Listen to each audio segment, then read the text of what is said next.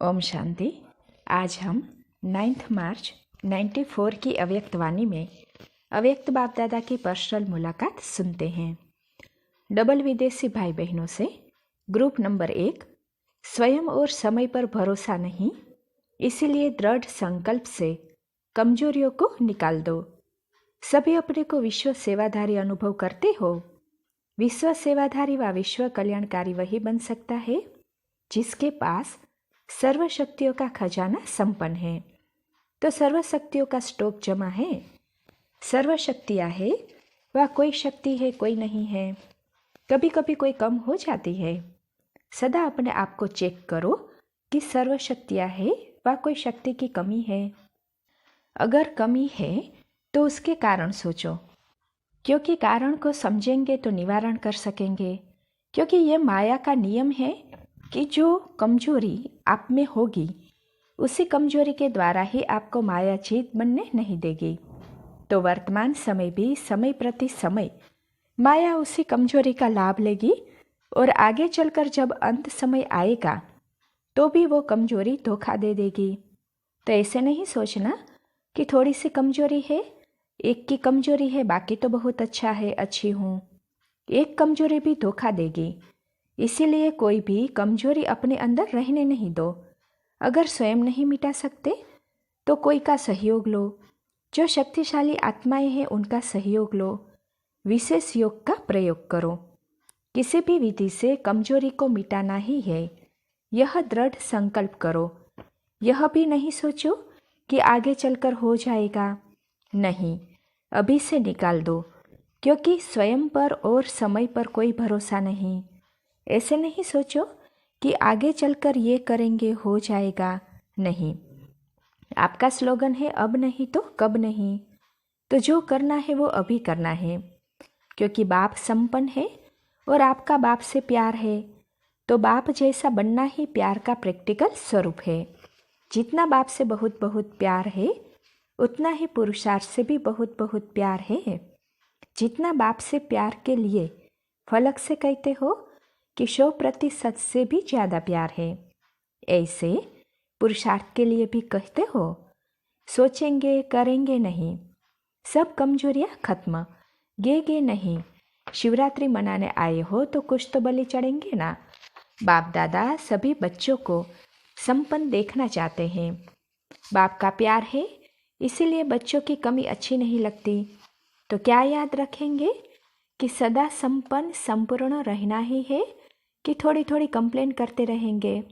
Complain खत्म, संपन्न बनना ही मनाना है।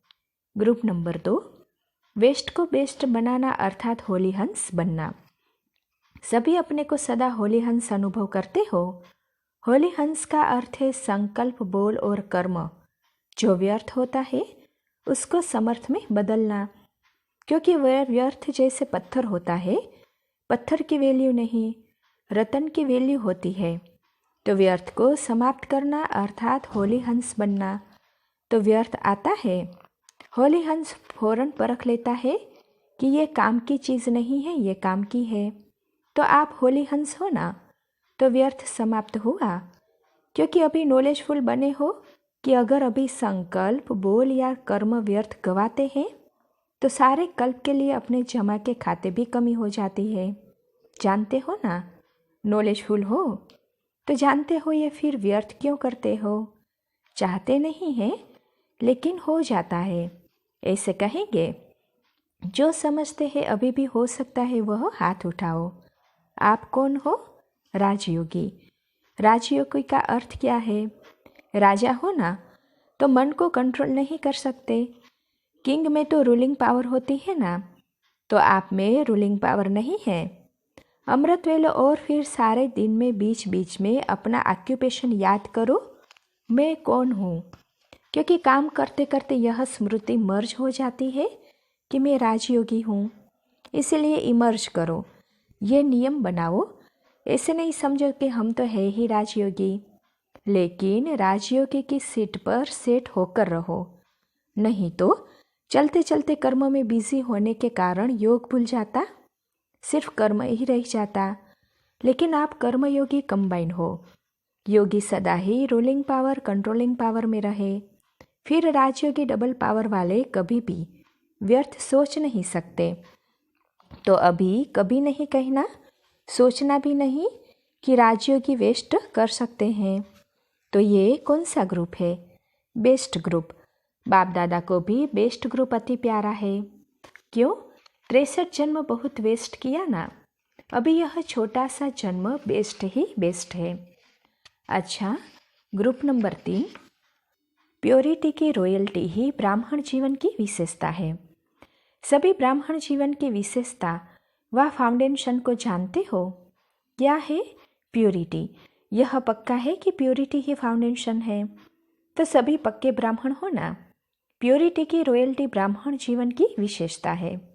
जैसे कोई रॉयल फैमिली का बच्चा होगा तो उसके चेहरे से, चलन से मालूम पड़ता है कि यह कोई रॉयल कुल का है। ऐसे ब्राह्मण जीवन की परख यह प्योरिटी की झलक से ही होती है। और चेहरे व चलन से प्योरिटी की झलक तब दिखाई देगी जब सदा संकल्प में भी प्योरिटी हो, संकल्प में भी अपवित्रता का नाम निशान न हो। तो ऐसे है या कभी संकल्प में थोड़ा सा प्रभाव पड़ता है, क्योंकि पवित्रता सिर्फ ब्रह्मचर्य व्रत नहीं, लेकिन प्यूरिटी अर्थात किसी भी विकार अर्थात अशुद्धि का प्रभाव न हो। तो फाउंडेशन पक्का है या कभी कभी क्रोध को छुट्टी दे देते हो?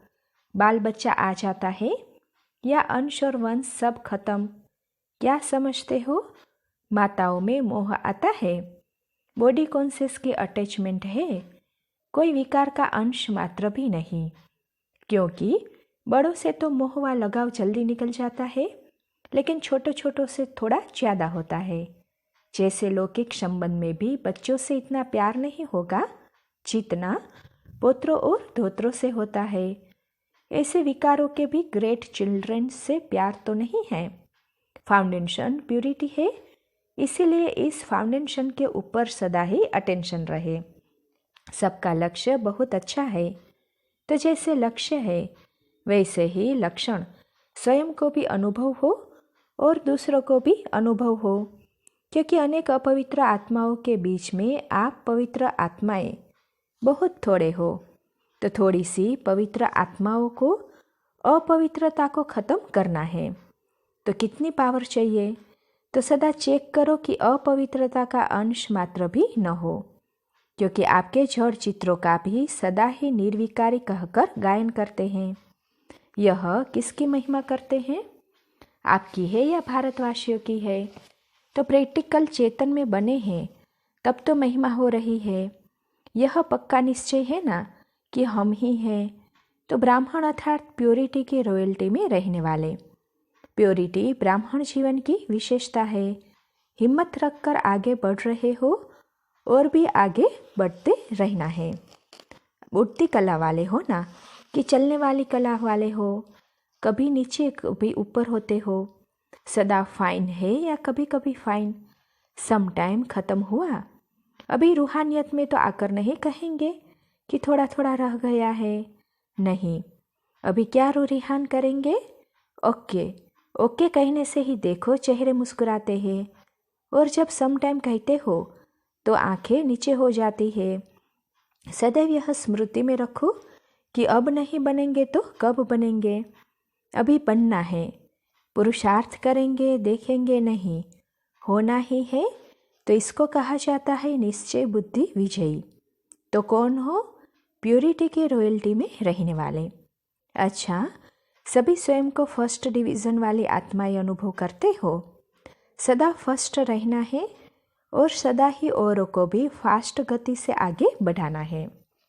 ग्रुप नंबर 4, संतुष्ट मणि बनने के लिए अपने अनादि और आदि स्वरूप की स्मृति में रहो। सदा अपने अनादि और आदि स्वरूप को सहज स्मृति में ला सकते हो। अनादि रूप है निराकार ज्योति स्वरूप आत्मा और आदि स्वरूप है देवात्मा। तो दोनों स्वरूप सदा स्मृति में रहते हैं और सहज स्मृति रहती है।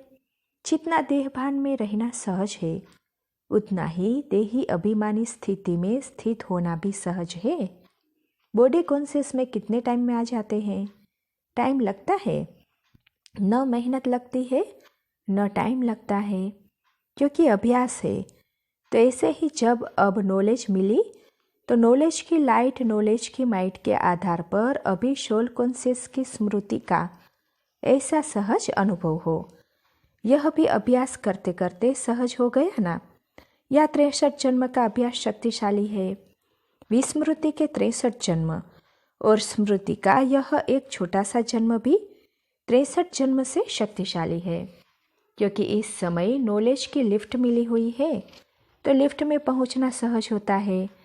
लिफ्ट से सेकंड में पहुंच जाते हो ना, कि उतरते चढ़ते हो।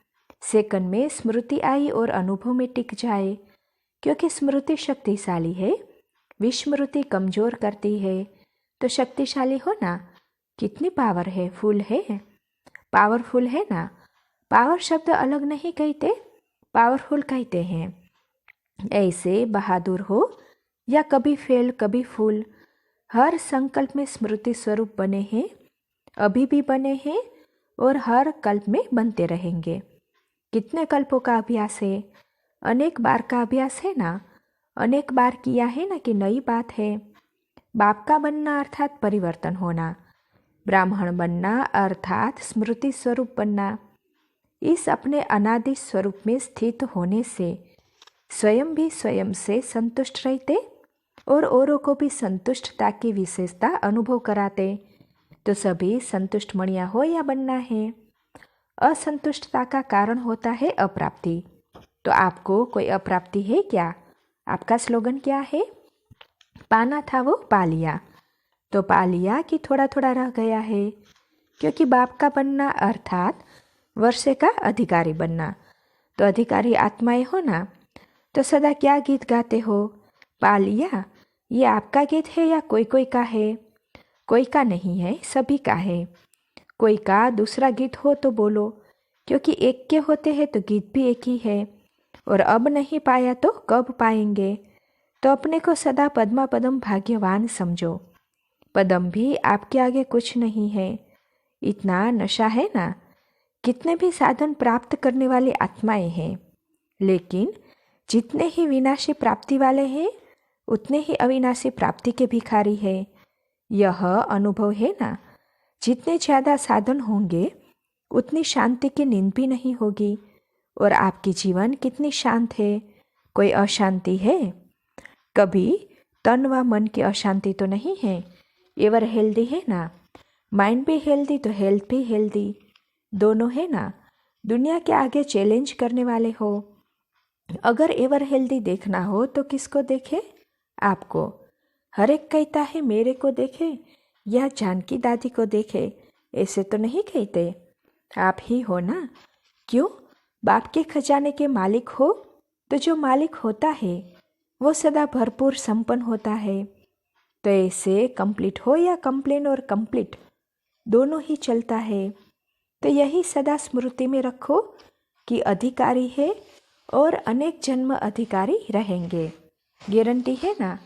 यह सुख शांति पवित्रता का अधिकार जन्म जन्म रहेगा। तो फलक से कहो एक जन्म तो क्या, अनेक जन्म के अधिकारी है। अच्छा, ग्रुप नंबर 5, सहयोग का आधार संबंध और प्राप्ति। सभी अपने को सहज योगी आत्माएं अनुभव करते हो। सहज योग का आधार क्या है? विशेष 2 बातें हैं। कौन सी? सहज का आधार है स्नेह, लेकिन स्नेह का आधार संबंध है। संबंध से याद करना सहज होता है और संबंध से प्यार पैदा होता है। और दूसरी बात है प्राप्तियाँ। जहाँ प्राप्ति होगी, चाहे अल्पकाल की भी प्राप्ति हो, तो मन और बुद्धि वहाँ सहज ही चली जाएगी। तो मुख्य 2 बातें हैं, संबंध और प्राप्ति। अनुभव है ना। वैसे भी देखो, बाबा कहकर याद करो और मेरा बाबा कहकर याद करो तो फर्क पड़ता है। मेरा कहने से तो सहज होता है ना, क्योंकि जहाँ मेरापन होता है वहाँ अधिकार होता है। और अधिकार होने के कारण अधिकारी को प्राप्ति जरूर होती है। तो सर्व संबंध है ना, कि 1-2 नहीं है, बाकी सब है। और प्राप्तियाँ कितनी है? सब है ना। जब देने वाला दे रहा है तो लेने में क्या हर्जा है? तो कौन सी प्राप्तियाँ? जो बाप ने शक्तियों का, ज्ञान का, गुणों का खजाना दिया, सुख, शांति, आनंद, प्रेम सब खजाने दिए तो कितनी प्राप्तियां हैं। क्योंकि बाप के पास ये खजाने हैं ही बच्चों के लिए। तो बच्चे नहीं लेंगे तो कौन लेंगे। तो बच्चे हैं या नहीं हैं यह अभी सोच रहे हो, फिर अधिकार लेने में क्यों कमी करते हो। अगर अभी अधिकार नहीं लिया तो कब लेंगे। जो भी भिन्न भिन्न प्राप्तियां हैं उन प्राप्तियों को सामने रखो। प्राप्ति को इमर्ज करने से प्राप्ति की खुशी की अनुभूति होगी। सिर्फ बाप मेरा है नहीं, लेकिन बाप के साथ वर्षा भी मेरा है। बच्चे को प्रॉपर्टी की खुशी होती है ना, तो यह बेहद की प्रॉपर्टी है। बालक सो मालिक हूँ, इस खुशी में सदा रहो। कोटों में कोई और कोई में भी कोई जो गायन है वह किसका है। आप कोटों में कोई हो ना। बाप दादा सभी बच्चों को इतना श्रेष्ठ आत्मा के रूप में देखते हैं। दुनिया भटक रही है और आप मौज मना रहे हो। मौज में रहते हो ना, कि अभी भी यहाँ वहाँ भटकते हो। ठिकाना मिल गया ना, तो दिन रात खुशी में नाचते रहो, खुशी में सो जाओ। अगर जीवन है तो ब्राह्मण जीवन है, तो स्वयं के महत्व को सदा स्मृति में रखो। क्या थे और क्या बन गए, श्रेष्ठ बन गए ना। अपने इस श्रेष्ठ भाग्य को कर्म करते हुए भी स्मृति में रखो। वाह मेरा श्रेष्ठ भाग्य, दिल में यह आता है, इसलिए अपना बर्थडे मनाने आए हो ना। अपना भी बर्थडे मनाने आए या सिर्फ बाप का मनाने आए हो। ये दिव्य जन्म कितना न्यारा भी है और प्यारा भी है, क्योंकि बाप के प्यारे बने ना। जो भगवान के प्यारे हैं उनके जीवन में प्यार हर समय है। तो दिल से यही गीत गाते रहो, वाह बाबा वाह, और वाह मेरा भाग्य वाह। अच्छा, बाप दादा ने सभी बच्चों से मिलन मनाने के पश्चात स्टेज पर खड़े होकर झंडा लहराया तथा 58 त्रिमूर्ति शिव जयंती की बधाई दी। आज के इस विशेष शिव जयंती के दिवस पर चारों ओर के बच्चों को हीरे तुल्य, जयंती के हीरे तुल्य जीवन वाली आत्माओं को पदम गुणा मुबारक हो, मुबारक हो, मुबारक हो। अच्छा, ओम शांति।